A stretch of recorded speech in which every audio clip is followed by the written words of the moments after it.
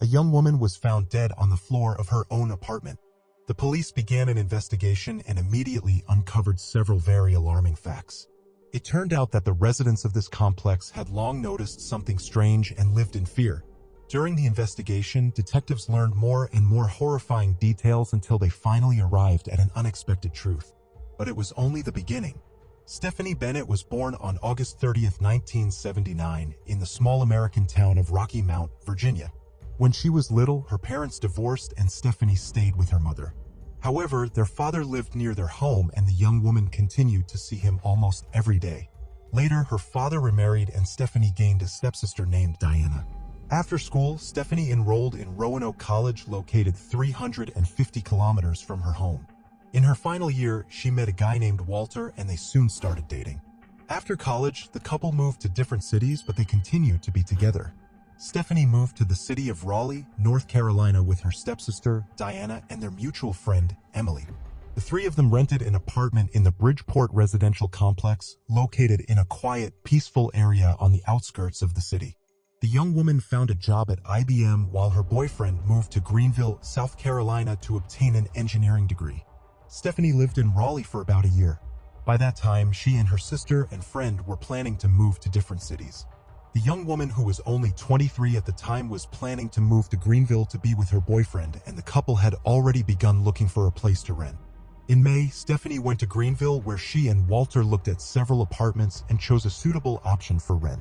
When she returned to Raleigh, her friends and sister were no longer in the apartment.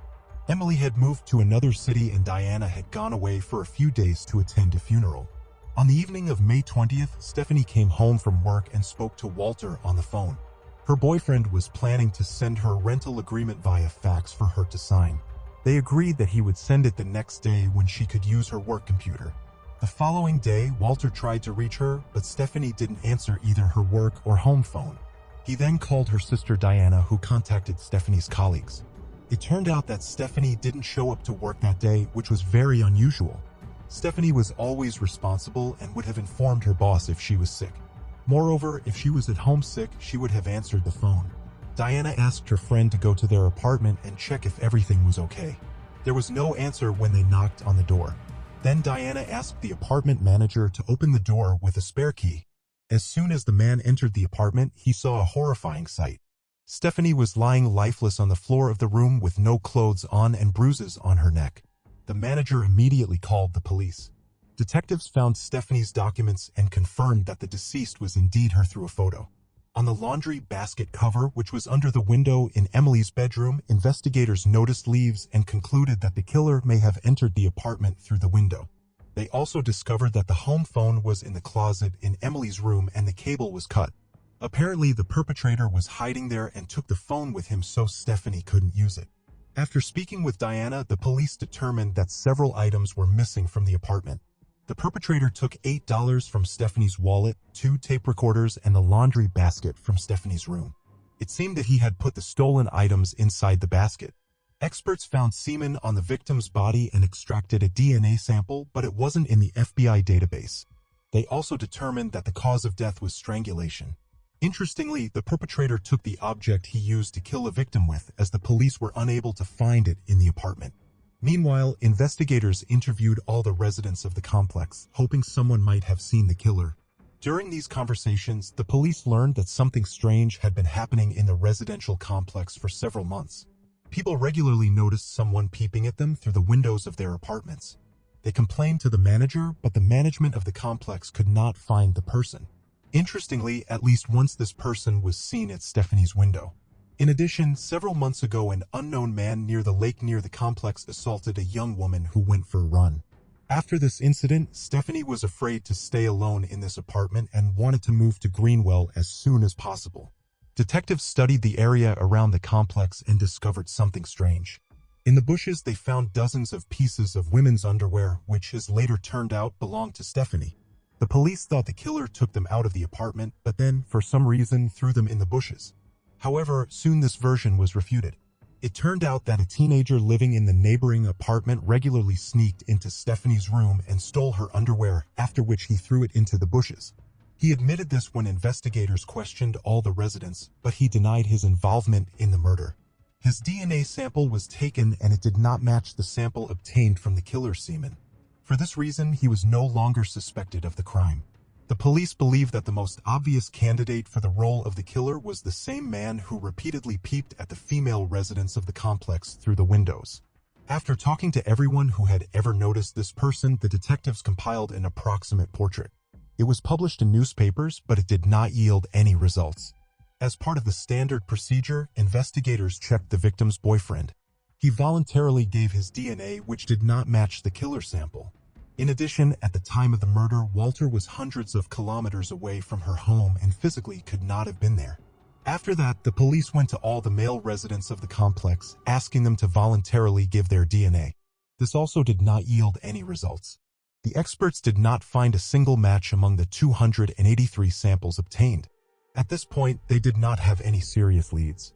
Detectives organized surveillance of the residential complex, hoping to catch the man who was spying on the residents. To their surprise, they quickly succeeded. On June 3rd, the police noticed a man who approached several windows on the ground floor and peered into the apartments. Stopping at one of the windows, this person began to satisfy himself and the police immediately arrested him. This pervert turned out to be Christopher Lee Campin, who had been caught spying several times before and had been convicted of stalking a woman 3 years earlier. The detectives thought they had finally caught the killer, but they were disappointed. Christopher's DNA did not match the sample found on the victim's body. He was charged with spying, but they stopped considering him a suspect in the murder case. Since then, the police continued to work on the case, but they had no substantial leads. A year later, the lead detective heard about a lab in Florida that could determine a person's ethnicity based on their DNA. However, he had doubts about this technology, but he didn't want to miss such an opportunity. As a test, he sent the DNA of 4 of his colleagues of different ethnicities to the lab. The experts succeeded in their task 100%, and the detectives sent them the DNA of Stephanie's killer. The lab determined that the DNA belonged to a white person, but this information did not help the police much. The victim's father offered a reward of $100,000 for any information that would lead to the capture of the killer. Her mother wrote a letter which was published in local newspapers, begging people to share with the police any information that could help identify the suspect. All of this brought some new leads, but they did not lead anywhere. In April 2004, based on the testimony of multiple witnesses, detectives decided to interview all residents of the complex again. They suspected that the man arrested for voyeurism might not have been the only one who walked around the complex buildings and peeked into other people's windows. Knowing the identity of the first man and having his photographs, the investigators wanted to talk to the residents who had seen the voyeur again. Unfortunately, none of them had ever seen his face. Most often, this man appeared at night, and he almost always wore a hood. However, some witnesses said they saw him without the hood, but could only see that he had long hair. Detectives interviewed several dozen people until they finally reached a man who saw this person right in front of Stephanie's window before her murder. His testimony was already with the police, but this time he remembered something else. The witness claimed that he saw this person a few days after the incident during daylight hours. This man was walking his dog near the wooded area behind the residential complex, and the witness recognized him by his hoodie. He watched him for a while until he disappeared behind the trees with his Labrador. Apparently, the witness simply forgot about this incident or did not think it was related to the murder. So during the initial questioning, the police did not receive this information. One thing is for sure, detectives only obtained this information 2 years after Stephanie's death. Now they knew they should be looking for a man with a Labrador. Judging by the fact that this person was walking his dog in the area, he must have lived nearby. And here the detectives noted one interesting fact. Behind the forested area where the witness saw the man, there was another residential complex. He could well have lived there. The police went there and asked the staff if there was a man with a Labrador among the complex residents. They immediately gave them the name of 35-year-old Drew Planton, as well as added a few interesting details. All the complex employees considered him somewhat strange. He hardly talked to anyone, never looked people in the eye, and was generally very unsociable. The man was very thin with long hair and always wore beige clothes. Many people thought he was trying to attract as little attention as possible. In his case, however, it worked just the opposite. The police decided to find out more about this person and talk to an elderly resident who, according to the staff, kept an eye on everything happening in the complex. And here they were in for a very unexpected turn. When they told her they were investigating the murder of Stephanie Bennett, the woman replied, "Haven't you arrested anyone yet? Everyone knows it was that guy with the big dog." The detectives were, to say the least, shocked.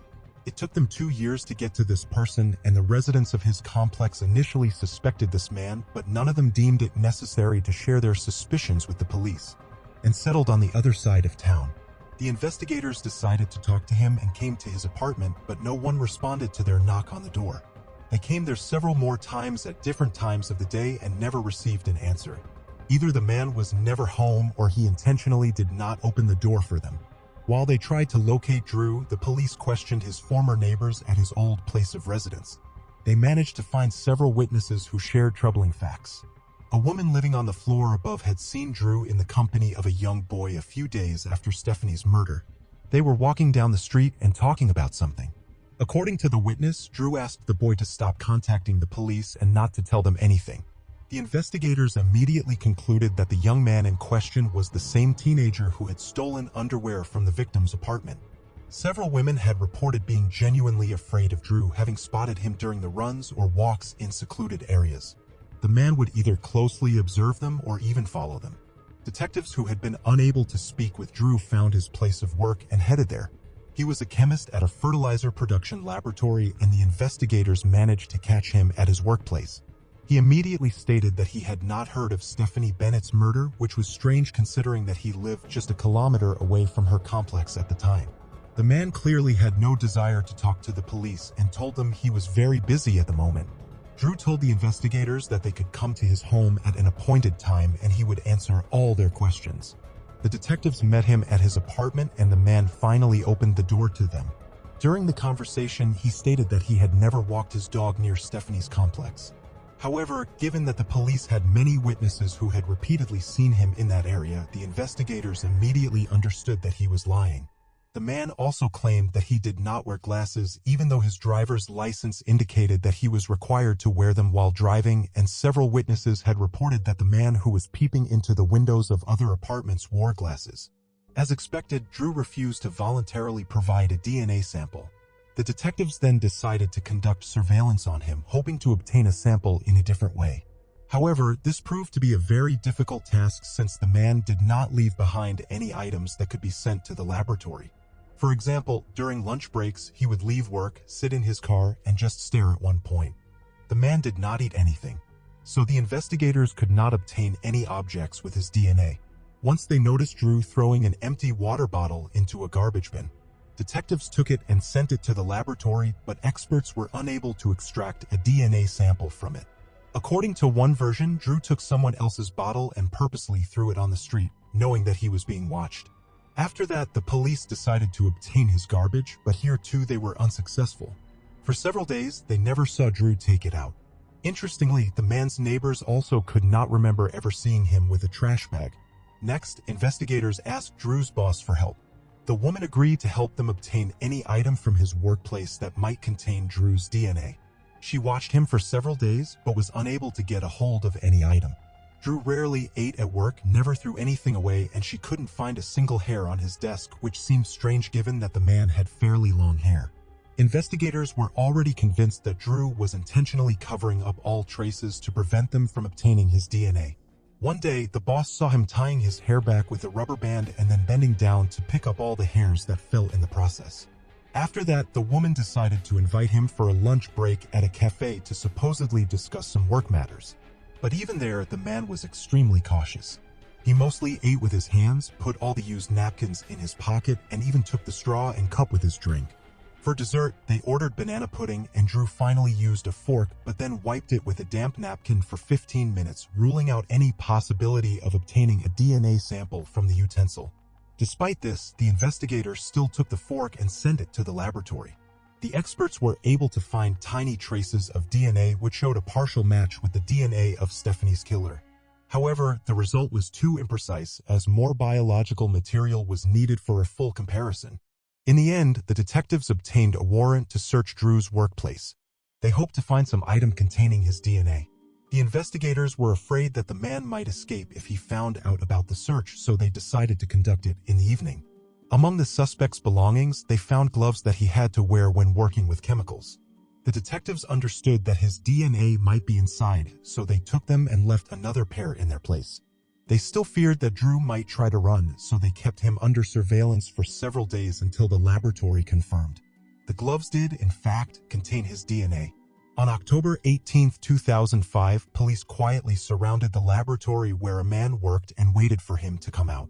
Investigators feared that if they tried to arrest him inside the building, he might take one of his colleagues hostage or attack them. Their concerns were not unfounded. When the man emerged from the building, he was immediately apprehended. He was found to have a loaded pistol on him, and apparently knew that the police were just steps away from catching him and had no plans to surrender easily. During a 6-hour interrogation, the man, Drew, remained silent and refused food, water, and hardly moved. Eventually, detectives had to put him in a wheelchair to move him around the area. After obtaining a search warrant for his apartment, investigators found a laundry basket stolen from Stephanie's home. 2 rifles, 40 knives, a sword, and a machete. Among his belongings, detectives also found a set of lockpicks and handcuffs. They found a notebook with dozens of women's names and immediately located them to ensure they were safe. One of the women was the same resident of his complex who had complained about Jude during the investigation. She said that he had been watching her on the street and she felt uncomfortable with his gaze. Her concerns were confirmed when police found her underwear and tampons in Drew's home, as well as a copy of her high school graduation tape. It turned out that Drew had broken into her apartment, taken the tape, made a copy, and returned the original. All this time, he kept these items even after moving. In his apartment, they also found a check in the name of a woman who was killed in 1999. Investigators learned that at the time, Drew lived in her city, and moreover, the woman was shot with a fairly rare caliber gun. But exactly such a weapon was found in the man's collection during the search. Thus, Drew became a suspect in this case. But first he had to stand trial for the murder of Stephanie. A month after his arrest, the prosecution officially announced that they would seek the death penalty. The trial was supposed to begin the following year, and Drew spent that time in solitary confinement. But the trial never happened. On January 1, 2006, a man was found dead in the same cell. Despite all precautions taken, he managed to end his life. Investigators had no doubt that Drew had killed Stephanie Bennett. But after a search of his house, the inevitable question arose. How many other victims could this person have had? At the very least, he was highly likely to have been responsible for the woman's murder in 1999. But detectives were practically certain that Drew could have been involved in other crimes. After carefully studying his biography, the police discovered several interesting facts. Drew grew up in a complete family with 3 brothers. Their father constantly humiliated and beat the children until the mother fled with them to another state. As a result, Drew became a very withdrawn teenager, and this only intensified in the future. Despite this, he received a good education and got a decent job as a chemist. His colleagues said he was very smart, but his social skills were practically non-existent. He had no friends, he didn't talk to anyone at work, and always tried to keep as far away from the team as possible. Interestingly, Drew's own brother also had a criminal record. He peeped at women with a hidden camera and received a suspended sentence. In 2008, Drew's mother sued the state government, accusing the authorities of causing her son's death. However, the judge concluded that the prison staff had taken all prescribed precautions and could not stop the man.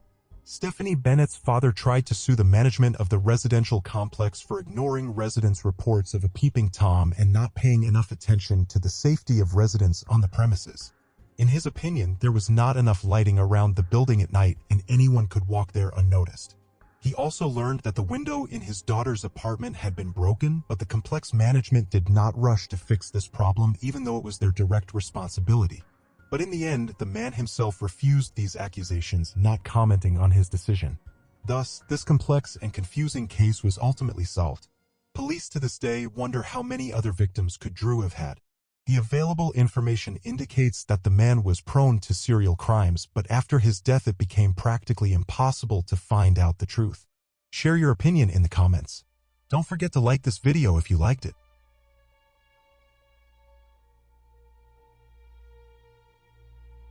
There was a booth in the park with various flyers, among which was a photo of a dead dog named Albert. The owners placed this flyer on the stand to say goodbye to their pet, but the detectives noticed a plastic bag underneath it. When they opened it, they saw a Polaroid photo of Samantha in the background with a newspaper from February 13th and a letter written on a typewriter in which the kidnapper demanded that $30,000 be deposited in her bank account. He promised to kill the young woman if these conditions were not met. The police and the FBI immediately devised a plan that could help them catch this thoughtful criminal. They told the young woman's father to top up the card in installments so that the kidnapper would have to repeatedly go to the ATMs. He did just that. First, the man deposited $5,000, and a few hours later, that money was withdrawn from one of the Anchorage ATMs. The kidnapper was caught on camera. But even here, the detectives were unsuccessful. The man was wearing a hat, a hood, glasses, and what appeared to be a false beard and mustache. It was impossible to identify him from the photograph. The police immediately arrived at the ATM, but the perpetrator had already fled. A week later, the thief withdrew another batch of money in Willcox, Arizona, the opposite end of the United States. He traveled 6,000 miles to throw off investigators, but they continued to monitor his activities. The next cash withdrawal occurred in Lordsburg, New Mexico, just an hour away from Arizona. Following that, he made 2 more withdrawals in different cities in Texas. In the meantime, police carefully examined ATM photos. They soon realized that the criminal had made a huge mistake in Willcox. He had left his car in the camera's line of sight, so the detectives now knew the model of his car. Of course, it was impossible to make out the license plates in such a picture, but now they had something to work with. Investigators feared the kidnapper might cross the border into Mexico, so all patrols were instructed to stop white Ford Focuses. A few days later, on March 13th, a Texas highway patrol spotted a vehicle of that make in a hotel parking lot. There was a man sitting behind the wheel. The officer decided to wait for him to pull up and follow him. Soon the man drove out of the parking lot and along the highway. As soon as the driver exceeded the allowable speed limit of 3 miles, the patrolman ordered him to pull over at the curb. This was done to put the suspect's vigilance to sleep. If a dangerous criminal is behind the wheel, he may be armed and ready to fight back to the last man, so the patrolman pretended that the reason for the stop was a minor infraction. The driver of the white Ford turned out to be 34-year-old Israel Keys of Anchorage. The policeman was immediately alerted and decided to search his car, calling for backup in the process. Samantha's cell phone and her boyfriend's bank card were found in the car. They also found a gun, a false mustache, a beard, and dark glasses. Police had no doubt that he was behind Samantha's kidnapping, but they were still shocked because Keys had never come to their attention. The man had a perfectly clean criminal history. He lived with his girlfriend and 10-year-old daughter and ran his small construction business successfully. He was respected and trusted among his acquaintances. Even some members of the Anchorage prosecutor's office used his repair and construction services, but one question preoccupied everyone. Where was Samantha Koenig? Under questioning, Keys was extremely calm. He joked and laughed a lot. The FBI agents kept up the dialogue in his style, and after a while, he confessed what he had done. He stated that he had been planning to rob this coffee shop for several days. He did not know in advance if he would kidnap the employee. Moreover, he had worked out 2 rules which he himself broke. Never look for victims near his own home and never transport them in his car. All of this made him hesitant as he stood in front of Samantha in a dark coffee shop, but he made the decision to act to the end. On the night of the kidnapping, he drove her to the shed in the backyard of his house where his daughter and girlfriend were at the time. The perpetrator turned on the radio in case his victim tried to scream and left to get the bank card. When he returned, Israel quietly entered the house, trying not to wake his family, poured himself a glass of wine, and went into the barn. There, he abused Samantha and killed her. But what about this photo they found in the park? It had the February 13th issue of the newspaper from 2 weeks after the kidnapping, and Samantha appeared to be alive. But in fact, she had been dead all along, and there is no manipulation in the photo. Keys fixed her eyelids so that her eyes were open and applied makeup to her face. According to a detective who attended the interrogation, Israel recounted the details of the murder with such ease as if he were listing the foods he'd eaten for breakfast. The perpetrator agreed to tell it all on the condition that the confession portion of the interrogation not be published. He did not want his daughter to hear it all. In doing so, he killed Samantha only a few dozen yards from her bedroom. The detectives already thought Key's story was nearing its end, but that was only the beginning. The morning after the murder, Israel and his family went on a sea cruise from the city of New Orleans. Tickets for it had been purchased in advance, and the perpetrator was well aware that he was committing this murder just hours before departure. Accordingly, he had to leave the body somewhere so that no one would discover it. Keyes did the simple thing and left it in the same barn. It was freezing outside, so the body quickly froze. When Keyes returned home 2 weeks later, he took a picture with a newspaper and used a typewriter to write a ransom letter. He then separated the body into pieces and went to a small lake 40 minutes outside acreage. Using a chainsaw, he made holes in the ice where he placed bags of the body parts and additional weights. After all that, the maniac went winter fishing. It took police divers 10 hours to retrieve those bags from the bottom. Detectives also learned that during his trips between ATMs across the states, Keyes used a rental car, the same white Ford Focus. At one point, he had a malfunction and went to one of the dealerships to have the car changed. Surprisingly, that woman played a key role in catching the culprit. The car was caught on ATM camera before the breakdown, and all the police were looking for that particular model. The dealership gave him the same white Focus because they had no other suitable cars at the time. Had the situation been different, he would never have been stopped. In the end, during questioning, Keyes confirmed what the investigators had already guessed. Samantha was not his first victim. The perpetrator had promised to tell them about all the crimes he had committed in exchange for 2 conditions. First, he wanted a guaranteed death sentence and demanded that it be carried out within a year of being pronounced. He asked that everything he said be kept secret from the press. These conditions surprised the detectives, but they saw no reason to refuse, and the maniac began to tell them horror stories. Israel began committing crimes at an early age. He would break into other people's houses, steal, set fires in the woods, and torture animals. His parents were deep believers, but they practiced a very questionable and unpopular branch of Christianity. Because of his parents' constantly shifting religious preferences, they regularly moved around the country. At the age of 20, Keyes joined the army, where he spent 3 years. A few months before that, he had molested a random young woman after spotting her in an Oregon park. When questioned, Israel said he wanted to get out of the army as soon as possible so he could start killing. After quitting at age 23, he began his killing streak. He's made weapons caches in the woods so he could go there at any time and start looking for victims.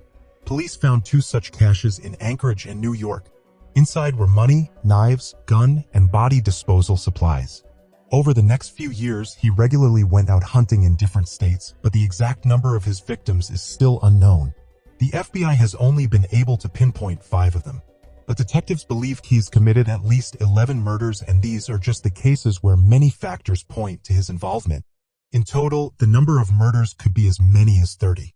In addition, Israel had been robbing banks, stores, and private homes so that he always had enough money to buy weapons and travel. In his hiding places, discovered after interrogations, he was found to have considerable cash reserves. The man has never come to the attention of the police except on one occasion. In all interrogations, he denied his involvement, but detectives did not believe him. On March 3, 1996, a 12-year-old girl named Julie Harris disappeared. Israel Keyes, who was 16 at the time, lived in the same neighborhood.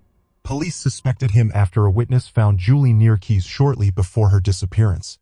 It was not until a year later that the girl's remains were found in the river and her killer was never caught. During interrogations after Samantha's murder, Keyes denied his involvement, but investigators were again reluctant to take his word for it. They did not, however, have any direct evidence. In a conversation with FBI agents, Israel admitted that he had studied serial killers since he was a child.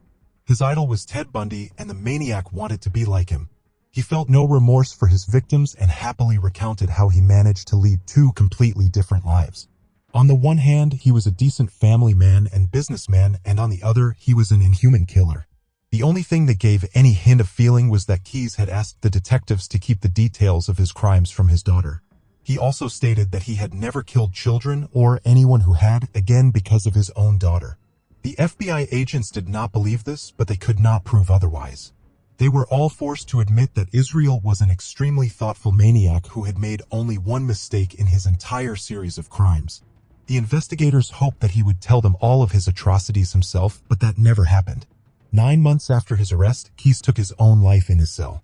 Even though FBI agents had spent hundreds of hours interrogating him up to that point, much he had withheld from them. 11 drawings depicting skulls were found under the bed in his cell. It is possible that each one symbolized a victim. The picture of these drawings were not published until 2020. Thus, Israel Keyes can be considered one of the most violent and elaborate maniacs. He managed to maintain an impeccable reputation, committing dozens of different crimes, always getting away with it. If he hadn't left his car in camera view, might never have been caught. Investigators had no doubt that if he had, he would have continued to kill. Keyes himself said he saw killing as his purpose in life and planned to continue hunting people until he was caught. Share your opinion in the comments and don't forget to like this video if you like it.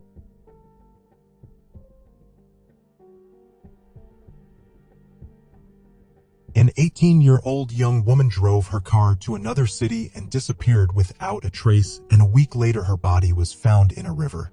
The police had no suspects, and her car could not be found for years. Only 14 years later did the young woman's relatives learn the gruesome truth. Lisa Kimmel was born July 18, 1969, in the small American town of Covington, Tennessee. Soon her parents had two more daughters, and in 1972, the family moved to a town called Billings. From an early age, the girl was distinguished by her independence and determination. She helped her parents take care of their younger sisters and also worked part-time at a local restaurant. Thanks to this, she earned a new Honda CRX for herself even before she graduated from high school. The young woman also finished her license plate with the inscription, "Little Miss," as she was often called by her parents and sisters, and these plates would play a significant role in the whole story. After graduating from high school in 1987, Lisa decided to continue working at the restaurant despite her parents' objections.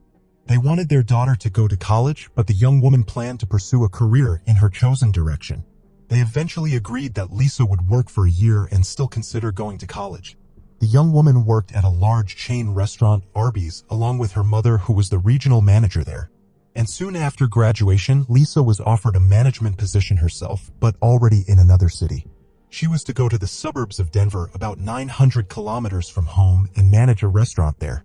For the 18-year-old young woman who had just graduated from high school, it was a serious challenge, but Lisa accepted without a shadow of a doubt. In addition, her mother frequently traveled to Denver for work, and they saw each other almost every week. Sometimes the young woman herself drove to her family's house in Billings. The restaurant where Lisa worked was in a town called Aurora. She quickly settled into her new place, rented an apartment, and was generally excited about her new life. She made new friends and a few months later started dating a guy named Ed. He often went to Aurora but lived 800 miles away. On Friday, March 25, 1988, Lisa was getting ready with anticipation for the weekend she had big plans for. She was going to go to Billings and take her boyfriend with her to finally introduce him to her family. He lived in Cody, Wyoming, which was along her route. Lisa planned to pick him up and drive on with him from there. She left Aurora at about 4 p.m. She had about 7 hours to drive to the boyfriend's house. After driving about 400 kilometers, Lisa reached Douglas, Wyoming. Apparently, she was in a big hurry, because at 9 p.m. a police officer stopped her car for speeding. According to his radar readings, Lisa was going about 140 kilometers per hour. He gave her a $120 fine, which state law required her to give to the officer on the spot. Lisa didn't have that amount with her, so the police officer suggested she withdraw the money from the nearest ATM near the road. They got there, but the terminal did not support Lisa's bank card. According to the rules, the police officer had to detain the offender, who was unable to pay the fine. But the man agreed to let Lisa go on the condition that she send the check to the local police department. The young woman got into her car and drove on. It was about a 4-hour drive from Douglas to her boyfriend's house. He never waited for her that night and toward morning and fell asleep. When he woke up at about 7 a.m., Lisa was still gone. In those days, there were no cell phones, so he had no way to contact her. Instead, the guy started calling the police departments of the two states. He gave them information about Lisa and her car, wondering if anything had happened. The police accepted the information but would not file a missing persons case. The reason for this was the fact that Lisa was 18 years old and too little time had passed since she disappeared. The guy waited a few more hours and then started calling mutual friends. None of them knew where she was missing. He also called Lisa's boss and then tried to contact her parents, but they were not at home. They came back hours later and their phone was ringing off the hook. Several people tried to contact them at once to see if they had heard from their daughter. At first, the parents thought Lisa had just been delayed and was still on the road. She had traveled this route many times before, and it was hard to imagine that anything could have happened to her, but time passed and she was still gone. By then, her parents had called Ed and called him over to their house. The first meeting that Lisa had planned for so long happened without her and under such unsettling circumstances. 2 days passed. The young woman was still unreachable and the police refused to start looking for her. According to the law, it was necessary to wait 72 hours before filing a missing person report. The parents decided not to sit idly by and start searching on their own. Lisa's father hired a light aircraft pilot to fly along the road where the young woman was supposed to be. He hoped this would help locate her car, but the search was unsuccessful. The father also drove part of that route in his car, but he was unable to find any sign of Lisa. The family did not stop there. The young woman's parents contacted a private investigator they knew who had previously worked for the police. Thanks to his connections, he was able to convince the local police department to take an early missing person report. Unfortunately, they could not find any solid leads. The police immediately determined that their patrol officer had stopped Lisa the night she disappeared, but her fate remained unknown. Only one thing was clear. The young woman had disappeared with the car somewhere between Douglas and the town of Cody. The police had searched the area along that route, but there was one significant problem. We are talking about hundreds of miles of fields, woods, and mountains. It took months of work and thousands of people to cover the entire area. For this reason, the search on the ground made little or no progress. 8 days passed.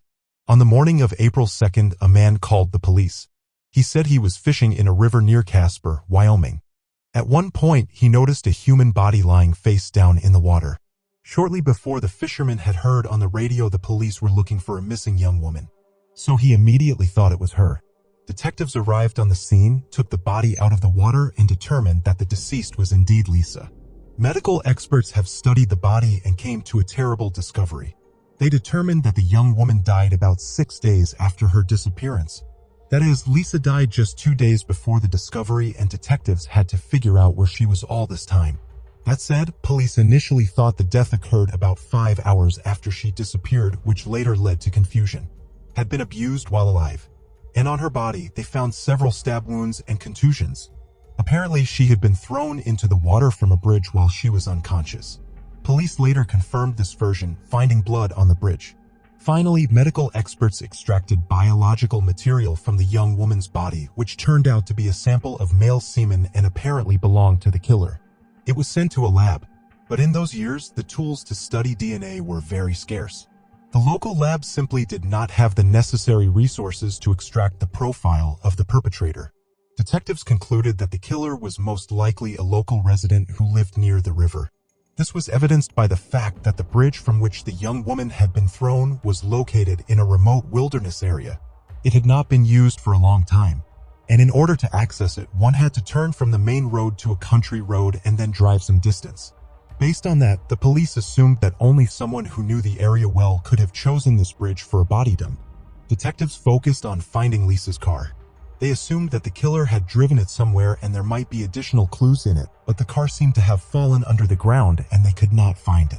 Investigators actively shared information about the case with the public, hoping that someone had useful information. The case was also widely televised and a lot of people did come forward. But here's something strange started to happen. In all, the police received more than 100 calls. People said they had seen a Honda CRX with little misplates, as well as Lisa herself. Only these testimonies came from different states, and even Canada. A few appeals seemed more convincing to the police. 5 different witnesses claimed to have seen the very car with the license plate Little Miss driven by a young woman who closely resembled Lisa. Except this was a few days after her disappearance on March 26th and 27th. It's hard to imagine that the young woman stayed in the Casper area for several days for whatever reason, and didn't see fit to call her relatives. Moreover, she had to go to work on Monday and she would never have missed it. One witness stated that there was a man sitting in the car with Lisa, but the police were unable to confirm this information. Based on all the inquiries, the detectives compiled 7 portraits of the alleged men seen near Lisa, but none of them were of any help to the investigation. The descriptions were too different to isolate any one man. The police questioned the words of all these witnesses. They conceded that the killer might have driven Lisa's car, but there was no logical explanation that she herself could have driven around the area all weekend without calling her parents from any nearby payphone. Apparently, one of the witnesses actually saw the killer drive Lisa's car to hide it is either erroneous or outright false. Police later determined that there were several similar car models registered in that area and witnesses may well have seen them. During the investigation, detectives identified several suspects, but they all turned out not to have been involved in the case. 6 months later, police had a new tip. Someone pinned an envelope to Lisa's grave with a note. In it, on behalf of a man, it was written that he missed Lisa and called her death his painful loss. The letter was signed by Stringfellow Hawk, a character from a popular television series at the time. At first glance, there didn't seem to be anything suspicious about the note, but all of Lisa's relatives and acquaintances denied having anything to do with the letter. The detectives therefore assumed that it might have been left by the killer. Exactly 1 year after Lisa's disappearance, the case was reported on a popular television program devoted to unsolved crimes. Given that it was watched by millions of viewers across the country, the police received numerous tip-off calls. It took months and extra manpower for local detectives to verify them.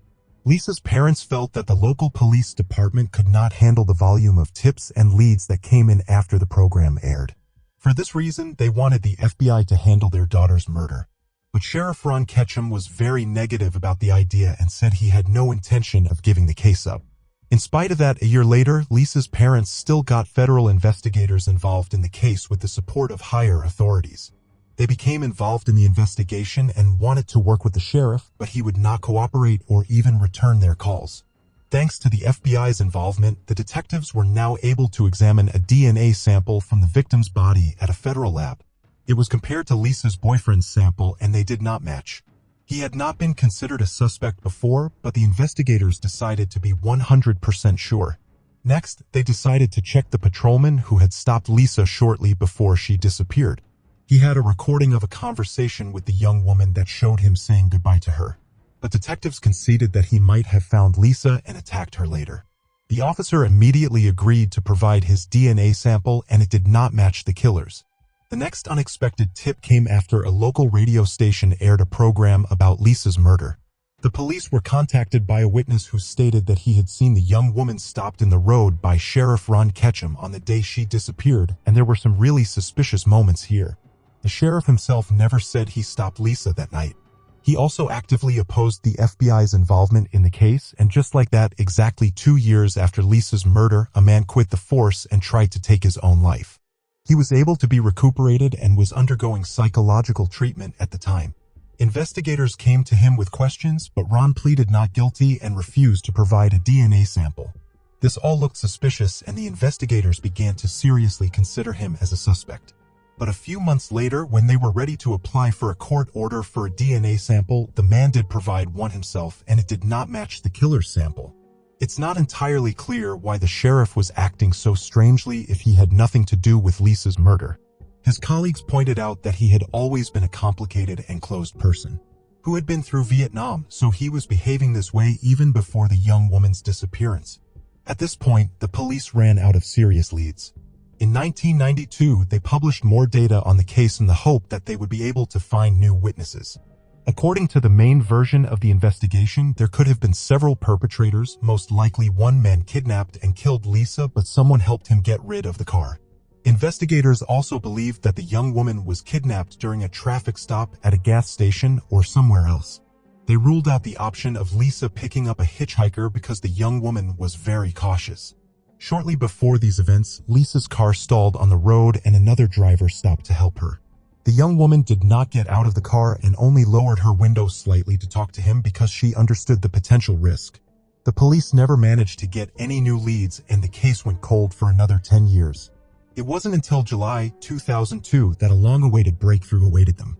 The local police department reopened the investigation, and the first thing they did was put the killer's DNA sample into the FBI database. It didn't yet exist in the late 80s, and it took many years for it to start being used en masse across the country. When they did add a sample from Lisa's body there, investigators immediately got a match. The sample belonged to a 59-year-old man named Dale Wayne Eaton, who was in prison at the time. He had been arrested in 1997 for armed assault on a family. A young couple and their child were driving through the Wyoming wilderness when their car stalled. Dale drove by and stopped to help. He inspected the car and said there was no way to fix it on the spot. So we offered the family a ride to the nearest service station, which supposedly belonged to his brother. They agreed and got into his van, and a few miles later, Dale said he was tired and needed to sleep. He asked the woman to drive, and he got into the back of the van himself. When the car moved, he pulled out his rifle and ordered the woman to pull off onto a country road. But the woman twisted the wheel so hard that Dale lost his balance and dropped his weapon. They got out of the car, and the perpetrator pulled out a knife. But at that moment, the father of the family grabbed the rifle and hit Dale with the buttstock. The family then got into his van and drove to the nearest police station. Detectives drove to the scene, located Dale nearby, and arrested him. During his trial, he was found to have a number of mental disabilities. So instead of going to jail, they sent him to a closed rehabilitation facility. The idea of the authorities was that he would spend several years there, during which time he would be held to get on with his life, learn a profession, and so on. However, he escaped from there after a few months, for which he was arrested and sent to prison for 5 years. The important thing here is that before he was incarcerated, a DNA sample was taken from Dale and entered into the FBI database. Finally got a match. He was 43 years old at the time of Lisa's murder and lived near that area. Upon examining Dale's background, law enforcement discovered an impressive list of offenses behind him. He committed his first serious crime at the age of 16. Dale sold a woman some watermelon and offered to help carry them home. When they entered the premises, the woman examined the watermelons and saw that they were rotten. She refused to pay for them, and after a brief argument, Dale stabbed her and then fled. The guy was arrested the next day and the court sent him to compulsory treatment. He was diagnosed with a number of moderate mental disorders. After receiving treatment, he kept changing jobs because he couldn't get a foothold in any job. Sometime later, he married and the couple had 3 children. The marriage was not happy. The couple quarreled constantly and divorced after 15 years. In 1996, he moved to a town called Minetta, just an hour away from Casper. There, his in-laws had several unfinished buildings and a bus converted to housing on the property. It was there that Dale settled in. There were no living conditions in that bus, except for a small bed. Once in a while, he would go to a neighbor's house to take a shower. As a result, there was an inveterate repeat offender before the investigation whose DNA was found on Lisa's body. But they wanted more evidence before they could charge him. Officers arrived at the precinct where he lived before his arrest. Several neighbors lived a short distance away, and one of them told the detectives an interesting story. According to him, around the same time Lisa disappeared, Dale dug a huge hole on his property. He said he was going to put in a septic tank, but that never happened. Investigators dug up the lot and found what they had already guessed. Lisa's car with little misplates was there. With all this in hand, the police set about gathering all the data they needed to build a win-win case against Dale, since they had more than enough time. While in prison, the man had killed his cellmate, so it would be a while before he got out. In April 2003, he was finally charged with the murder of Lisa Kimmel. The man refused to plead guilty, so the case went to trial. Because of the usual bureaucracy of the American judicial system, the trial did not begin until a year later. The prosecution summoned Dale's other cellmate to testify. According to him, the man confessed to him about Lisa's murder and told him all the details. The young woman allegedly saw him on the side of the road, stopped, and agreed to give him a ride. At one point, Dale began to molest her, but was rebuffed. Then he pulled out a gun and ordered her to his house, where he held her for several days and then killed her. But no one believed this version. Lisa's parents said she would never stop at night in the middle of nowhere to take a hitchhiker. Either Dale lied to his cellmate or he made up the story himself to reduce his sentence for testifying. So he clearly had a motive to lie. According to the investigation, that's not what happened. Most likely Lisa stopped at a gas station, and that's where Dale attacked her. They even named a specific gas station between Casper and Dale's house. Lisa had to drive past it on her way to Cody. Dale himself often drove there to use the public restroom and sink since he had no water on the property. Most likely he got into her car and used a gun to force her to drive to some remote location, then brought her back to his station and helped her in the bus. A few days later, he decided to get rid of her, stabbed her several times and dumped her in the water.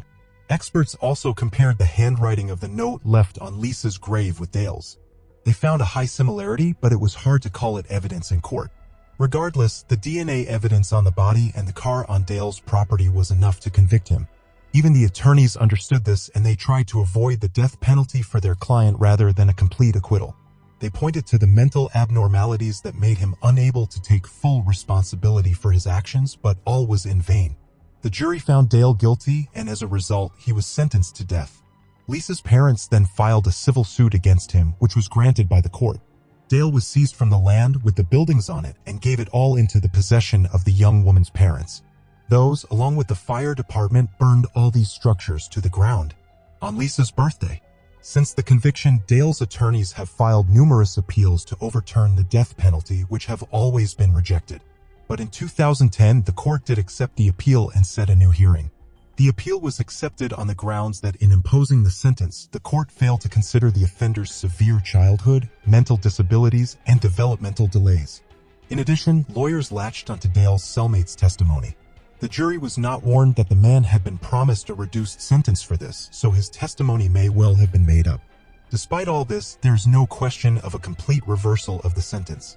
Dale is still in prison and is currently 78 years old, so the death penalty is unlikely to take place. There is one more point worth mentioning in this whole story. There have been several murders and strange disappearances of young women in the area where Dale lived, which have not yet been solved. The police have no evidence on hand, but they admit that Dale could have been the killer. His entire biography indicates that he is clearly prone to serial crimes, so Lisa Kimmel might not have been his only victim. Share your opinion on the story in the comments and don't forget to like it.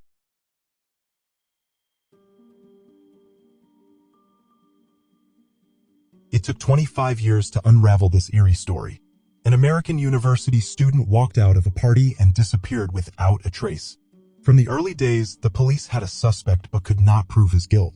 It wasn't until decades later that the author of this podcast unearthed the gruesome details of the case, brought it to the attention of millions of people, and forced the police to reopen the investigation. Kristen Smart was born February 20, 1977 in Augsburg, Germany, but moved to the United States with her parents, brother, and sister at an early age. The family settled in Stockton, California. Her parents worked as teachers for the children of U.S. military personnel. After graduating from high school in 1996, Kristen entered California Polytechnic University. In her spare time, she worked as a lifeguard at the recreation center on campus. On May 25, 1996, there was a big birthday party for one of the students at the fraternity house. Kristen had planned to go, but her friends declined the idea, so she went to the fraternity house alone. That party was held in typical American student style. A large group drank alcohol, listened to music, and had a good time. That night, Kristen drank too much alcohol, felt bad, and around 2 a.m. went to her dorm, but she could hardly walk by herself. When two other students, Cheryl Anderson and Tim Davis, spotted her on the street and decided to walk her home, they had both been present at the party. After a while, they were joined by another student who had also attended the party, Paul Flores. He offered to walk Kristen to her dorm since he himself lived the closest. Who had to go in the other direction, said goodbye to them, and left. No one had seen Kristen alive since then. At first, her disappearance was not given much thought. Christine's roommate, Margarita Campos, was the first to become concerned. She was sure her friend would return home after the party, but she never did. Adding to the anxiety was the fact that all of Christine's belongings, including her passport, wallet, and bank card, remained in her room. That meant she couldn't just pick up and go somewhere. Marguerite did not contact campus police until 2 days after the young woman disappeared. Apparently, she had hoped to the last minute that Kristen was okay and would return home. But campus police didn't take her roommate's statement seriously. It was the weekend before, and it was also the U.S. National Day of Remembrance, which commemorates fallen American servicemen. The local police simply assumed that Kristen had gone home, and they were not confused by the fact that she had left all of her important belongings and documents in the dormitory. On a separate note, it was a 7-hour drive from the university campus to Christine's hometown. Too long a distance to suddenly make such a journey without money and documents, especially in the middle of the night. A few days later, the local police decided to go to work, after all, and called the young woman's parents. Had not come home in a long time and had not called her in recent days. That call made the mother worried, and the parents went to the police. But even there, the police were not eager to open an investigation. They said that not much time had passed since Christine's disappearance, and she might well have been out with friends, and it wasn't until the 4th day after she went missing that the search began. But the search yielded no results. The first thing the police interviewed was Paul Flores, who had volunteered to walk Kristen to her dormitory door and was supposed to be the last person to see her. He told detectives that he and Sri Kristen walked to her dormitory, then said goodbye, and she went to her house alone. He then allegedly went straight to bed, but this story quickly became inconsistent. Paul's dorm mates saw him go to the shower around 5 a.m. while he and Kristen parted ways after 2 a.m. In addition, the young man had a black eye and scratches on his knees. When asked by several people, he told 3 different stories about where he got all these injuries. Paul Flores seemed highly suspicious, but there was no direct evidence against him. A month had passed since Christine's disappearance, and police had expanded the search for the young woman to her hometown. Catching the similarity of the story to the plot of the popular TV series Twin Peaks, the news even mentioned certain psychics who had already solved the case. According to their version, the young woman was killed by 2 men on campus and then driven to the cliff and thrown into the water. Of course, these allegations yield nothing to the police. A year after Christine's disappearance, her parents sued Flores, accusing him of complicity in the young woman's disappearance. In 1997, Paul testified under oath, but of all the questions he answered, only one when asked to give his name. On all other occasions, he invoked the Fifth Amendment, which allows a defendant not to testify against himself. Paul's parents then sued Christine's family for moral damages, but both of these lawsuits went nowhere. The police had no evidence to prosecute Paul. On May 25, 2002, the 6th anniversary of Christine's disappearance, authorities officially declared her dead. In all that time, they also failed to come any closer to solving the case. This went on until 2018, when a California resident, Chris Lambert, decided to start his own podcast series on various crimes. He was 8 years old at the time of Christine's disappearance, and he remembered the creepy story well from the news. 22 years later, he decided to do his own investigation and was struck by how neglectful the police had been all along. The first thing Chris did was to talk to all the witnesses to those events. He learned from university students that Paul Flores had a bad reputation. The young man had repeatedly molested female students, but it never came to official complaints. Chris further analyzed the actions of the police and came to the conclusion that they had made a number of critical errors. The detectives did not arrive at the home of Paul's father, Ruben Flores, until 2 months after the young woman had disappeared. Given that Paul was living with his father, the police should have investigated the residence immediately, but when the police did arrive to search it, they were extremely sloppy. The detectives did not bring a forensic specialist or a police dog trained on the smell of decomposition. Because of this, the search was essentially useless. The detectives also failed to examine the 2 cars of the Flores family, one of which Paul may have used to drive Kristen from the campus to her father's house. Several months after the police visit, one of the cars was sold and the other was allegedly stolen. The police never showed up at Paul's mother's house, and that was where one of the main clues was hiding. Chris Lambert discovered that 4 months after Kristen Smart disappeared, a woman named Mary Lassiter had rented Paul's mother's house. In one of the rooms, she discovered a necklace linked very similar to the one Kristen was wearing. This necklace was also in the pictures posted all over the city. She immediately took the evidence to the police, but they refused to accept it as evidence and then lost it altogether. Chris found out that the backyard of Paul's mother's house had always been concreted, but shortly after the young woman disappeared, a small piece of concrete was cut out. A flower bed had been planted in that spot. Mary Lassiter told Lambert a very eerie story. Every day since moving in, Mary had heard sounds coming from that very flower bed.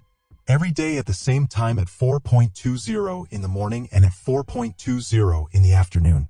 She would hear the sound very much like a wristwatch alarm. Soon the sound stopped.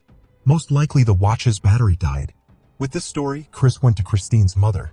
Miss Smart told him that her daughter did set the alarm for 4:20 in the morning since she had to be at work at the recreation center at 5. Lambert's podcast aired in 2019. Millions of listeners came away outraged at what they had heard. They were struck by the negligence and inaction of the police. The evidence Chris found further shocked listeners. Despite much circumstantial evidence, Paul Flores is still at large. Public pressure led the police department to reopen the investigation into Kristen Smart's disappearance. The first thing investigators did was search the Flores family's homes, and vehicles were seized. Forensic investigators finally dug up that ill-fated flower bed, but no body was found there. Despite the fact that there was no body, the experts managed to establish that there were traces of decomposition of the human body in the ground. On April 13, 2021, Paul Flores and his father were arrested. Paul was charged with Christine's murder, and his father was charged as an accomplice. According to the investigation, Paul began molesting the young woman after Tim Davis and Cheryl Anderson left, but was rebuffed. This could explain the injuries on Flora's body. After the fight, Paul could have killed Kristen and then taken her body to his house. Seeing what his son had done, Flora's father decided to help him hide the corpse. Together, they took the young woman to her mother's house and buried her in the backyard, which was later replaced with a flower bed. Sometime later, apparently afraid of police harassment, the suspects dug up the grave and took the remains to an unknown destination. Paul Flores was found guilty of first-degree murder by a Monterey County jury and faces 25 years to life in prison. His father, Ruben Flores, was charged as an accessory to the crime. He faces up to 3 years in prison. Christine's parents issued a proclamation thanking Chris Lambert and all concerned people for their family's grief that even after many years of their daughter's disappearance, this case is finally solved. One thing they wonder is, didn't Flores' mother have any idea her son's crime had been committed? The flower bed that was unexpectedly planted in the backyard didn't raise any suspicions in her mind? Or maybe she had known all along what had happened that night, but out of love for her son, she had chosen to keep quiet. Of course, some questions would remain unanswered, but that didn't matter now. Perhaps one day the young woman's remains will be found and Kristen Smart will find peace. Share your opinion on the case in the comments. Also, if you liked the video, you can support it with a like.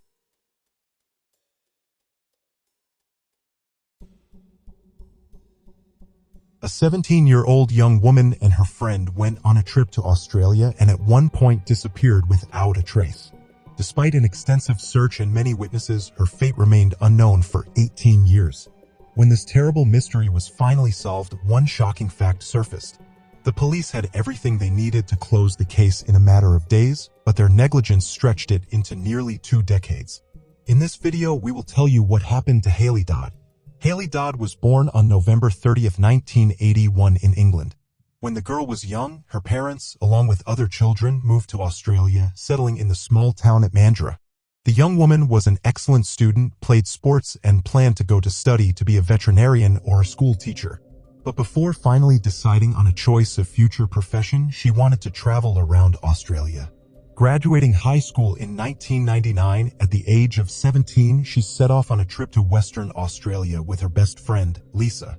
Their plan wasn't just to drive through local towns and attractions, but to spend a few months away from home. The young women were going to look for temporary jobs along the way to cover their living, food, and travel expenses. They planned a hitchhike between didn't sound like such a dangerous idea. At the time, there had been a number of murders of young women hitchhiking in the country, but compared to the overall number of people hitchhiking safely, these crimes did not cause any mass fear. However, Haley feared that her parents would not allow her to travel that way even in the company of a friend. For this reason, she assured them that she planned to travel by bus. At the end of July, she and Lisa traveled to a town called Dungera. There they were going to work as day laborers on a local farm. They were staying at a camping site where they could get a place to sleep for a small fee. Such places are in high demand in Australia, mainly because of their cheapness. A few days before going to work, Haley decided to use the remaining free time and go to a farm to family friends, which was 200 kilometers away. She decided to hitchhike to it, and Lisa didn't want to let her go alone. But Haley insisted she had nothing to worry about and would be back in a few days. To say goodbye, Lisa gave her folding knife for self-defense and some change so Haley could call her from the phone booth. After saying goodbye, she hit the road at about 8 a.m. Family friends at the farm awaited her arrival, but Haley never showed up. Worried, they called her mother and informed her. The woman feared something might have happened to her daughter, so she immediately called the police. The first thing she did was to dial an emergency number and describe the situation. After listening to her story, the operator thought that nothing urgent had happened, so she advised her to go to the local police department and file a missing person report. So she did. The detectives began their search for Haley, beginning to reconstruct the chronology of events. The first thing they did was arrive at the campsite where Lisa was staying. She was mortified at the news that her friend had never made it to the farm, but the young woman was able to give the police a comprehensive introduction. She accurately described all the clothes Haley was wearing that day and even drew a sketch of the earrings she was wearing for the police. Haley had bought these earrings a few days before the incident. She and Lisa had gone to the store to treat themselves to some inexpensive items, and the young woman was attracted to this jewelry. At that time, she couldn't have imagined that those earrings would be the key to solving this terrible mystery of her disappearance. Detectives disseminated information about the missing young woman along with her description. Haley looked much younger. She was 152 centimeters tall and weighed just over 40 pounds. The police were able to locate the first witness fairly quickly. It turned out to be the truck driver who had given her a ride that day. According to the man's story, she had knocked on his cab window at a gas station and asked for a ride to Mora, a town near where there was a farm. The trucker was on his way to another town, but he agreed to give her a ride most of the way. The man dropped her off at a turnoff about 50 kilometers from Mora, near the town of Bajandra, where she was to turn off the main road and onto a country road. According to the trucker, Haley was in high spirits, chatting with him the whole way and talking about her journey. After she said she was almost out of money, he gave her $15 so the young woman could buy something to eat. The man also left her his number in case she hitchhiked back. He made trips down that road almost every day and could have let her down again. Later, detectives received several more calls from people who had seen Haley in that area. Based on their statements, police concluded that the young woman had been on foot along the northwest road towards Mura. Apparently, she could not find any driver at the gas station to give her a ride. For this reason, she decided to walk along the road and try to hitch a ride. Based on the testimony of the next witness, he gave Haley a ride to the turnoff on Gundur Road, after which she headed further in her direction on foot. The next witness was a woman driving along the road. She spotted Haley just as the young woman was getting out of her car and moving on foot towards Mora. In all, the police were contacted by more than 10 witnesses. After putting their statements together, detectives concluded that the young woman was last seen at about 12 noon on the northwest road, about 50 kilometers from Mora. There was another witness, though. He had not seen Haley, but still shared a disturbing observation with police. The man pulled over on the side of the northwest road because his engine was overheating. At one point, he heard a dog barking, followed by a piercing female scream. He couldn't see the source of the sound as it might have been far enough away. The road passed through an empty flat area where there was virtually no extraneous noise. With all this information at hand, the police's prognosis was disappointing from the start. Lead Detective Eddie Rode decided that they should look for the body and not consider the possibility that Haley might be alive. But management forbade him to investigate in such a manner, leaving it to the status of the search for the missing person. It's worth clarifying here that a murder investigation would have given the police more options than a missing person investigation, but the police had no leads that could help them get on the young woman's trail, so they quickly set about looking for potential kidnappers. In a short time, they were able to identify who lived in the area, but eventually the police focused on 3 men. One worked as a teacher at a local school, another was a part-time gardener there, and the third lived not far from where Haley disappeared. When questioned, each of them pleaded not guilty and provided alibis. The police could not conclude with certainty of their innocence, but they could not find any evidence to the contrary. But soon the situation changed dramatically. The investigators were approached by a neighbor of one of the suspects, a 43-year-old school gardener named Francis Wark. He told them that the day Haley disappeared, Francis borrowed his car to go shopping in Mora. When the man returned home around 1 p.m., a neighbor noticed damage inside the car. The turn signal knob was broken, and the dashboard also showed signs of impact. The neighbor didn't even have time to ask what happened to the car. Francis came home, done with the shopping bags in the kitchen, got on his motorcycle, and drove off. This story seemed strange to the police, and they decided to re-interview Francis. The man said that at the time of Haley's disappearance, he was many kilometers away from the alleged place of her abduction. According to his story, after returning home, he immediately went to a party in the city of Perth on his motorcycle. But he was not supposed to get there that day. On the way there, he exceeded the speed limit and had a serious accident that took him to the hospital. The information available was enough for the detectives to ask the perfectly logical question, where was he going in such a hurry? His own testimony seemed very strange, and investigators decided to apply for a search warrant of his home. The officer searched his residence, but they were unable to find any potential evidence. They also searched the car and removed the seat covers so that experts could examine them in the lab. Unfortunately, none of this yielded any results, and Francis was left alone. Almost immediately after that, he moved to the other side of the country, to Queensland, and the detectives were left empty-handed, and the case went into a long drawer. They tried to find new witnesses and evidence to move the investigation forward, but to no avail. This went on for 8 whole years until Francis came back on the police radar in 2007. At the time, he was living in a remote outback in a small settlement. One morning, an elderly couple who lived next door to him were sitting on the porch of their house, was running in their direction, and her head was covered with blood. She asked for help, and the residents of the house called the police. The victim said that she had tried to catch a ride the night before. A man stopped in front of her and offered her a ride. At one point, he told her he needed to go to a place to get gas and fill up his car.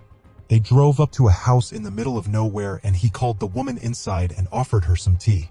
Unfortunately for her, she said yes. Almost immediately thereafter, he attacked her and after a brief struggle, tied her up. For the next few hours, the victim was subject to indescribable torture and violence. Her assailant also tore off one of her earrings and took it for himself. As you may have guessed, this man was Francis. By morning, the woman realized that she could get the rope off her hands, then free her legs and run. She loosened the rope, waited for the right moment for Francis to move as far away as possible, and rushed to the back door of the house. Before she left, she removed her pendant and tossed it under the bed. The woman feared that the police might not find any corroboration of her story, so she decided to leave some personal item in his house, and it really worked. The police searched Francis's house, found the very same pendant, and arrested the man. At the trial, he quickly realized that he could not get away with it and decided to confess to what he had done. He was sentenced to 12 years in prison. The police in Western Australia, who handled the Haley Dodd case, were notified of Francis' arrest, but they did not appear to be at all interested. No action was taken by the detectives to revive the 8-year-old case, which was so closely a Francis crime. Only through the insistence of Haley's mother did the detectives agree to reopen the case, but they quickly concluded that there was still no evidence against Francis, which meant there was nothing they could do about it. All these years, Haley's family tried to get the police to investigate thoroughly, but they assured them that they had done everything in their power, desperate to wait for help from law enforcement. The relatives spent tens of thousands of dollars on private investigators, but all to no avail. The case did not take a new turn until 6 long years later in 2013, when an extremely outrageous fact came to light. It turned out that the police had simply forgotten about the evidence that ended up being the key to the case. The medical examiner, Tracy Horn, filed a request to reopen the investigation. The reason was that the very same car seat covers seized from Francis' neighbor's car in 1999 were found in evidence storage. Suddenly, it turned out that for 14 years they had never been tested for blood, DNA, and other evidence. When experts did retrieve them, they were immediately able to find a woman's earring that had snagged on the fabric of the covers. Taking a drawing of Lisa's just after her friend's disappearance, detectives were horrified to see. It was the same earring that Haley was wearing the morning of her disappearance. But that wasn't all. A human hair was found in one of the car mats that had also been removed from the car. Experts extracted a DNA sample from it that showed a match to Haley Dodd's mother's DNA. That meant that the hair was very likely Haley's own, but that probability was not 100%. Which made it very difficult to prosecute Francis in the shortest possible time. As soon as the news leaked to the media, a wave of criticism poured in against the police. For 14 years, this evidence laid literally under the noses of the investigators. But in all that time, they never remembered it. Of course, such a find instantly changed the course of the case, and the detectives went to the other side of the country to interrogate Francis again. At the time, he was still in prison for assaulting a woman in 2007. The man gave them the same story he had told them 14 years earlier. He denied his involvement and assured them that he was shopping in Mura at the time of Haley's abduction.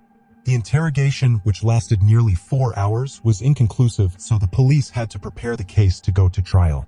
It wasn't until 2015 when he was formally charged with Haley's murder and deported to Western Australia.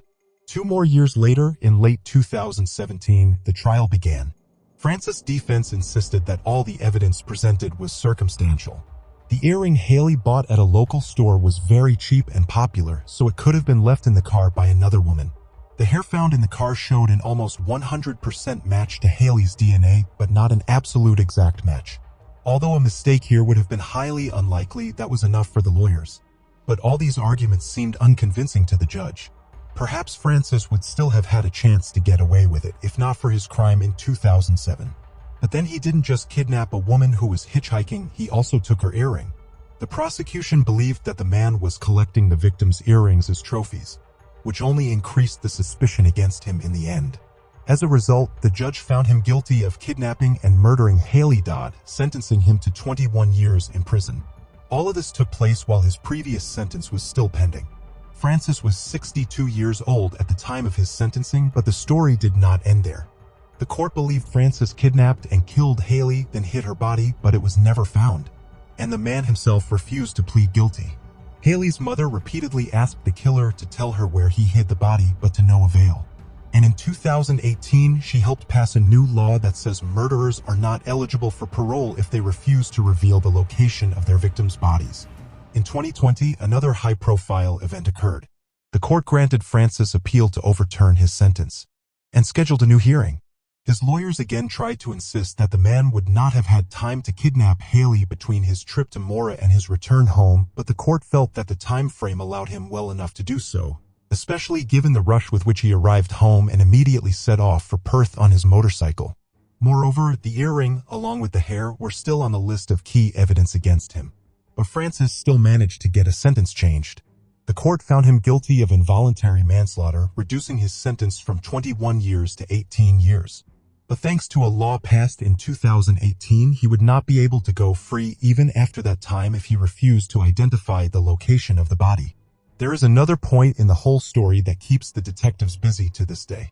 They are sure that many more women have become victims of Francis and that none of them managed to escape. This maniac could have been picking up young women on the roads for decades, and what happened to them next only he knows.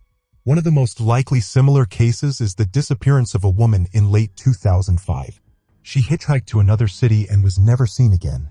The detective handling the case is certain that Francis kidnapped her because he knew the victim personally, but there is no evidence at this time. Perhaps the police will find it again in their warehouse a few years later, but it won't make a difference to the perpetrator. If the police had examined the car more thoroughly, Francis would have been arrested back in 1999. Now we can only guess how many lives he ruined in the ensuing years, but sooner or later, the mystery may be solved. There's another creepy thing about this whole story. Remember that in the initial stages of the investigation, the police identified 3 main suspects, including Francis. Now, one of them killed his wife 5 months after Haley disappeared, and the other, who worked as a school teacher, turned out to be one of the worst child molesters in Australian history. Too bad the police had no way to stop them at the time. If you like this video, don't forget to support the channel with a like and share your opinion in the comments.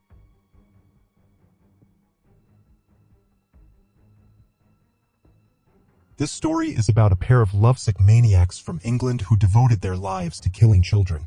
Working as a team, the lovers would lure them into a deserted place and then subject them to hellish torments. Even after their arrest, the criminals found ways to torture the teenagers, and prominent British politicians tried to secure their release. Meet Ian Brady and Myra Hindley. Ian Brady was born on January 2, 1938, in Glasgow, Scotland. His mother, Margaret Stewart, worked as a waitress, and who his father was is not known. According to his mother herself, he was a local journalist and died 3 months before her son was born. Realizing that she herself simply cannot cope with the upbringing of a child, Margaret gave 3-month-old Ian to the Sloane family. They had 4 children of their own, but they accepted the boy. Ian took their last name but continued to see his mother regularly. At the age of 9, he and his family moved to the town of Pollock, where he enrolled in the local school. From an early age, his acquaintances noticed Ian's cruelty to animals. They later described the terrible things the child did. At school, his behavior only worsened. He twice broke into other people's homes, for which he ended up in the hands of the police. Alas, no serious punishment was incurred by this future maniac due to his age. In addition, Ian constantly bullied the younger children. At age 15, he left school and got a job at the shipyard. But after less than a year, the young man changed his occupation and became a messenger butcher. At the age of 16, he was again put on trial. His girlfriend, Elevon Grant, went to a dance with another boy for which Ian threatened her with a knife. The judge placed him on probation on one condition. The young man must live with his birth mother. So he did, moving to Manchester to live with his mother and her new husband, Patrick Brady. As you may have guessed, the would-be maniac took his stepfather's last name. He arranged for him to work as a porter of fruit at the market. But the hard work was not to Ian's liking. The year after the move, he was caught by the police on theft with a bag of lead seals. The young man intended to sell them on the black market and make extra money. But instead of money, he earned his first real sentence. Given that he was under 18 at the time of the crime, the judge sentenced Ian to 2 years in a juvenile facility. While serving his sentence, the young man managed to get alcohol in prison and got pretty drunk. For this, he was transferred to a stricter institution where he completed serving his sentence on November 14, 1953. Back in Manchester, Ian changed 2 jobs, but he was drawn to something more. Determined to improve his education, he began reading books. True, not all of these books were useful. One of his favorite works was Adolf Hitler's Mein Kampf. In addition, he liked books about the crimes of the Nazis. Myra Hindley was born 4 years after Ian on July 23, 1942, in an area of Manchester. Her family was not an ideal family. Her alcoholic father regularly beat his daughter and instilled violence in her. The family lived in a dilapidated house with only one room that was more or less safe. After her parents had another daughter, Myra was sent to live with her grandmother. Her father taught the girl self-defense in a rather brutal way. He demanded that his daughter could fight back against any abuser and did not tolerate weakness. Once he made her beat up a neighbor's boy who scratched her cheek. Later, the maniac called this incident her first victory. Another shock in the girl's youth was the death of her close friend, 13-year-old Michael Higgins. One day he invited her to go for a swim in the local abandoned reservoir, but she refused. As a result, the boy drowned and Myra felt guilty. After that incident, the girl gradually began to delve into religion. She joined the parish of the local church and became godmother to Higgins' nephew. At 16, the girl took a job as a clerk in a small firm. Her duties were basic: brewing coffee, fetching something, printing out documents. Despite this, she won the love of the team from the very first days. After receiving her first paycheck, Myra spent it in a week, leaving her without a livelihood. Then her co-workers chipped in and gave her the same amount from their pockets. Around the same time, the girl planned to get engaged to her boyfriend, Ronnie Sinclair, but later changed her mind. At 17, she changed jobs, but she did not show the same enthusiasm for the new place. 6 months later, she was fired for constant absenteeism. At the same time, Myra went to the judo section where even the guys didn't dare to fight with her. Once she got a taste for it, she could not stop in time and caused serious injury to her opponents. At the same time, Myra dyed her hair pink. The future maniacs met at Millward, where both got jobs. Myra was 19 years old at the time, Ian was 23.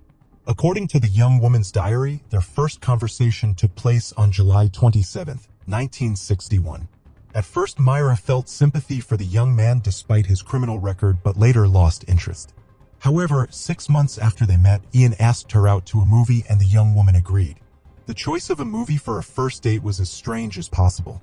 A documentary about the Nuremberg trials, and they agreed on that. The couple continued to go to the movies for the most, and soon Brady instilled in Myra an enduring interest in Nazis. Often they sat down together to read materials and books about the atrocities of the Third Reich while drinking German wine. Because of her new fascination, Myra began to imitate the Aryan young woman model. She dyed her hair white and started using dark red lipstick. Later, she dramatically changed her style of dressing to a more candid short skirts, leather jackets, and high-heeled shoes. The couple continued to work together, but every day they paid less and less attention to the team. To call the relationship perfect at the time was impossible. In a letter to her old friend, Myra once reported that Ian had slipped her sleeping pills. A few months later, she asked him not to pay any attention to that letter. Considering that the couple had little money in those years, they began to look for ways to get rich quickly. Eventually, Ian and Myra decided to rob a bank. The young woman rented a van and tried to learn how to shoot, but she failed to master the skill. Despite this, she eventually acquired a rifle and 2 revolvers. Eventually, the couple decided to abandon the idea. They were probably well aware that without the proper training and experience, they would not succeed.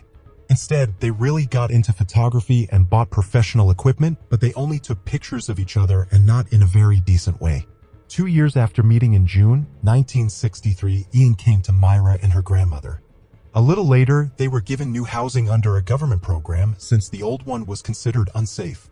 It was also at this time that Brady first voiced to Myra his deepest dream of committing the perfect murder. He was inspired by the book Coercion by Meyerlevin, in which 2 teenagers planned to kill a 12-year-old boy and avoid the death penalty. The young woman was not deterred by this revelation and agreed to help her lover. The plan was very simple. Myra and Ian were going to look for the victim along the road, then take her to a remote place and kill her.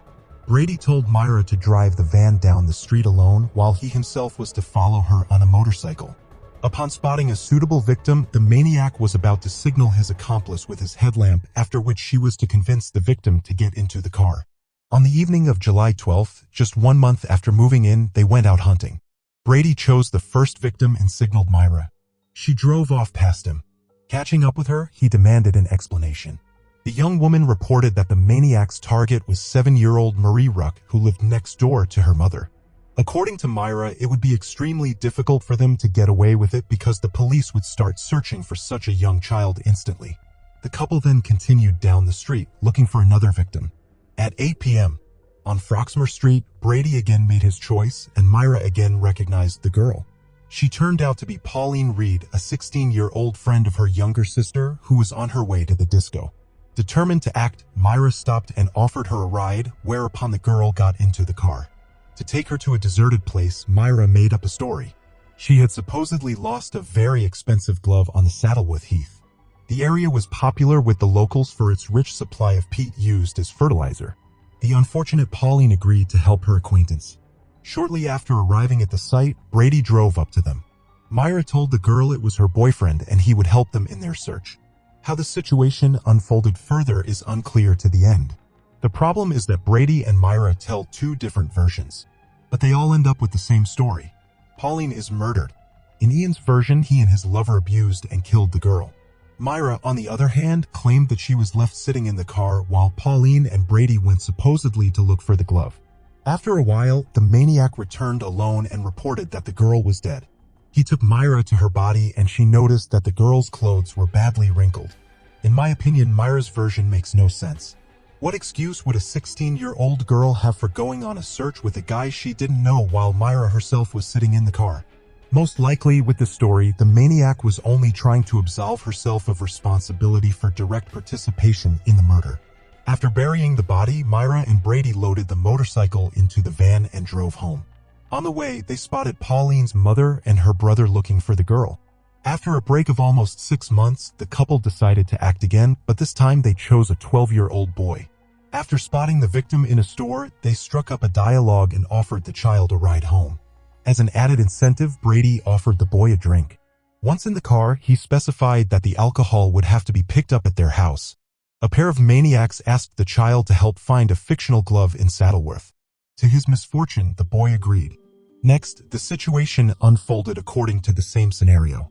Hindley asserted that Brady had taken the child away from the car, abused, and killed him.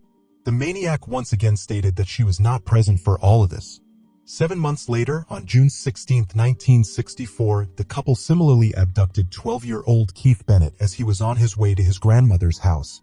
He suffered the same fate of violence and murder. The police, who at the time were unaware of the existence of serial killers, first arrested the boy's stepfather but found no evidence against him. The next murder was also committed 6 months later on December 26, 1964. It is not quite clear whether they were able to sustain the cycle unintentionally or whether the pause was necessary to lull the police into a state of alertness. You would agree that if children started disappearing one after another in a relatively small town, law enforcement would throw all their energy into catching the maniac. But back to December 26th of that year, few days remained before the New Year and Christmas. And Ian and Myra decided to give their town another unpleasant gift. This time, the scenario has changed dramatically.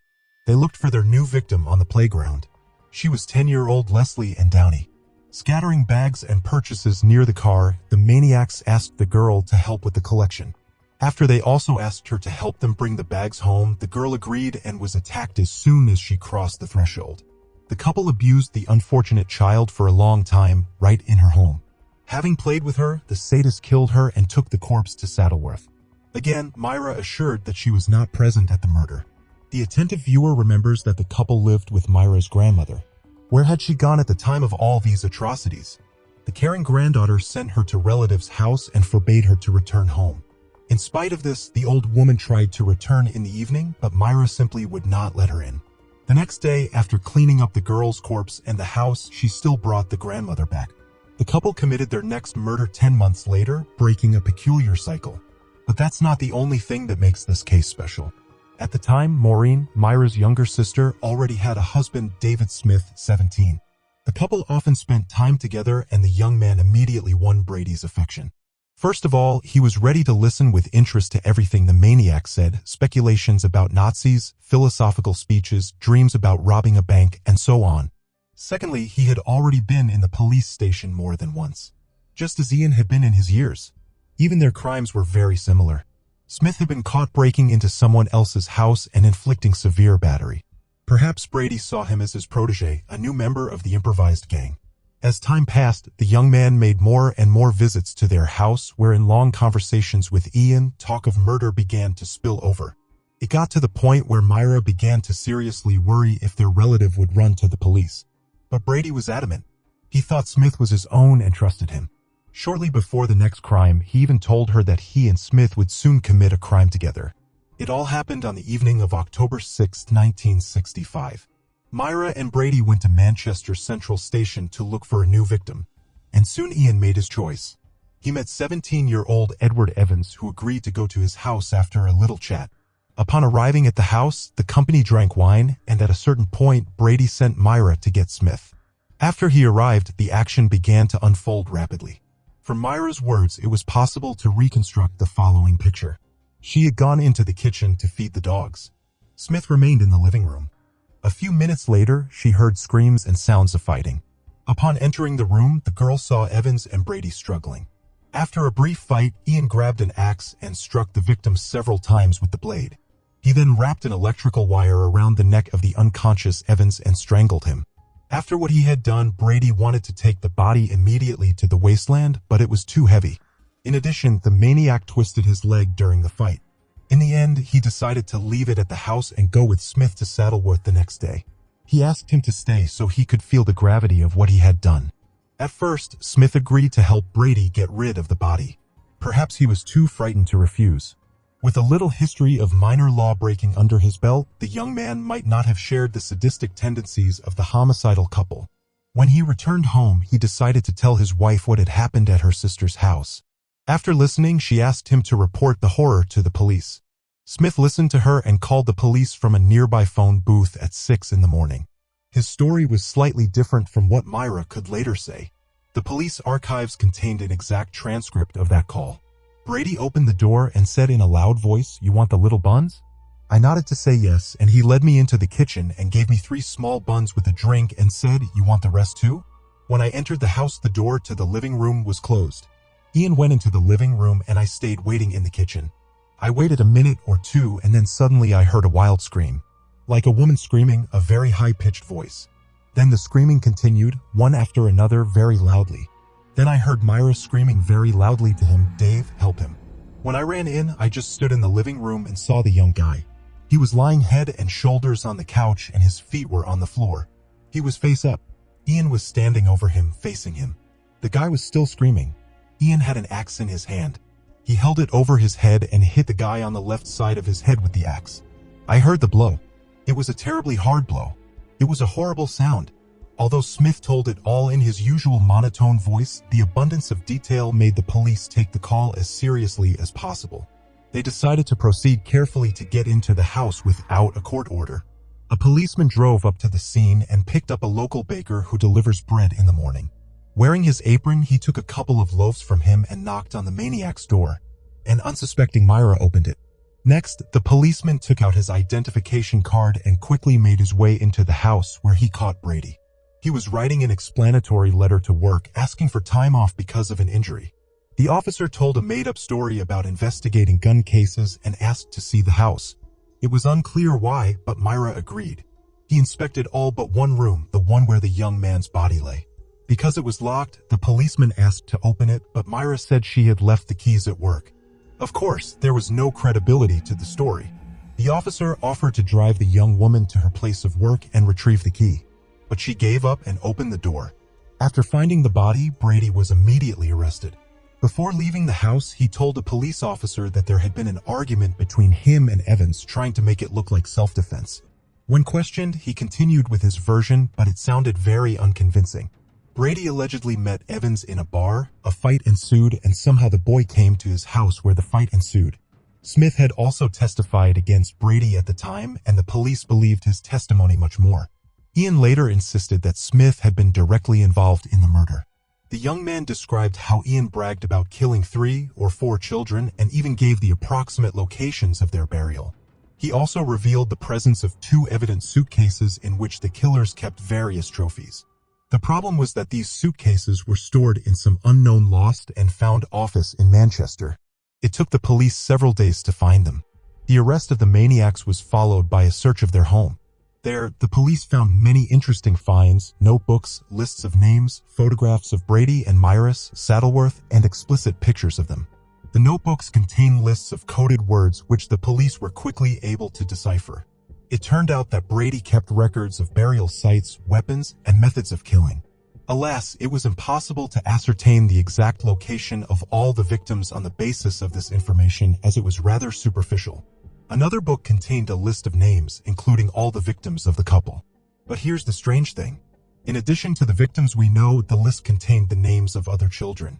With all this information, the investigators questioned Brady again, and his story was once again very weak. Allegedly, the list contained the names of his friends, and he had joked about killing children in his conversation with Smith. At the same time, the police managed to find the very suitcases, the contents of which shocked everyone. There were photographs of a naked girl. Also found in them were audio tapes, one of which would soon become perhaps the most damning evidence in history. They contained cries and pleas for help. Other tapes contained recordings of Nazi plays. After listening to the tape, one of the mothers recognized the voice of her daughter, Leslie and Downey. It is frightening to imagine how difficult all this was for the poor woman. In addition, the suitcases contained many photographs of the backdrop of the marshland, various batons and lashes, and erotic magazines. All of this, including a recording of the girl screaming and a photograph of her, would have been enough to press charges. But the police had yet to read Saddleworth. They faced the daunting task of identifying the victims' burial sites from the many photos. They were also assisted in this by a 12-year-old neighbor, Myra, who had once gone with them to the swamp to pick peat. It is not known why, but the maniacs left the girl alive. Perhaps Myra and Brady's guilt in such a case would have been obvious. 150 officers were involved in the search for bodies in the swamps. Initially, they focused on the area near Route A628, but later, based on witness statements, they moved to Route A635. That's where their first find awaited them. On October 10th, police noticed a hand sticking out of the ground. Because of the degree of decomposition of the body, the identity of the child could not be confirmed until after the examination. She turned out to be Leslie and Downey. 11 days later, police discovered the body of John Kilbride. At the same time, Brady and Myra were charged with Leslie's murder, extending their custody. Despite this baggage of evidence, Ian continued to try to feed the police flimsy tales in an effort to avoid punishment. When asked about the origin of the nude photographs of the little girl taken at the Hindley house, he did not deny that he had taken them. However, he insisted that the girl had been brought to their home by 2 men and then taken away to an unknown destination. Because of the onset of winter, the police temporarily halted their search of the swamps, but a virtually win-win case had already formed against Myra and Brady. On April 19, 1966, one of the most high-profile trials in British history began. Both lovers were charged with the murder of Edward Evans, Leslie Downey, and John Kilbride. The turning point was the very recording of little Leslie's last words. The case hurt her from the first to the last second. The reporters in attendance called the tape the most damning evidence ever put on the judge's desk. The trial lasted more than 2 weeks, and on May 6th, the court found the maniacs guilty, sentencing them to life in different prisons. That was the last day they saw each other. The couple kept up an active correspondence, but over the years, their fervor waned, and their letters came less and less frequently. The trial was remembered for another interesting moment. David Smith, who became the main witness, signed a contract with a local newspaper under which he undertook to give an exclusive interview in case Myra and Brady were convicted. The paper paid him £1,000 for this, which was quite a substantial sum at the time. Smith and his wife spent the money on a holiday in a 5-star French hotel, which angered the judge. He found such a transaction inappropriate, but there was nothing he could do about it within the law. Since then, the story of Myra and Brady split into 2 lines, but it was not over. In 1974, Ian managed to change several prisons until he finally stayed at Wormwood Scrubs. Here began the most interesting part. The maniac managed to abuse children while in prison. How was that possible? Shortly after his transfer to Wormwood Scrubs, Brady, who had been placed in solitary confinement, went on a hunger strike. He was unhappy with the ban on socializing with other inmates. Prison officials have decided that the child killer is going to afterlife rather quickly. As a result of his dramatic weight loss, the maniac was transferred to the hospital wing where his life took on new colors. He was allowed to watch television and do house cleaning work. At the same time, juvenile delinquents with mental disabilities were admitted to the hospital wing of the prison. In 1981, one of these teenagers said that Brady had forced him into intimate contact. Later, similar statements by the victims surfaced repeatedly. Taking advantage of access to secluded corners of the prison as a janitor, Ian led his victims there. When prison officials learned of this, he was banned from cleaning, but no further charges were filed. More interestingly, he was left in the hospital wing next to the same teenagers. It would seem how such a thing is possible. But there was nothing the chief medical officer of the prison could do about it. British law mandates that prisoners be assisted, and Brady used this skillfully. He threatened to resume his hunger strike every time he talked about being transferred back to a cell. In 1982, a harsh decision was made to transfer the maniac to another prison with stricter conditions. However, 3 years later, in 1985, Brady was declared insane. Thanks to this, another transfer awaited him to Ashworth Psychiatric Hospital. Many of you may have wondered how such a violent sadist managed not only to establish a comfortable life in prison, but also to do his dirty work with teenagers. The answer might surprise you. He was helped by the Earl of Longford, Frank Pakenham, one of the leading politicians of the time, to get favors and privileges. Brady approached him while in prison, and soon the Earl actually sided with him. Of course, there was no talk of helping to get the charges dropped, but Ian didn't count on that. Pakenham helped him stay in hospital by appealing to Britain's Home Security himself. After that, the politician repeatedly bailed out his newly minted friend by pulling the right strings in the British upper echelons. But the main request of Brady he could not fulfill. The maniac dreamed of a date with Myra. On that note, let's move back a bit to Hindley's story. Her life behind bars was much less intense, but not without interesting moments.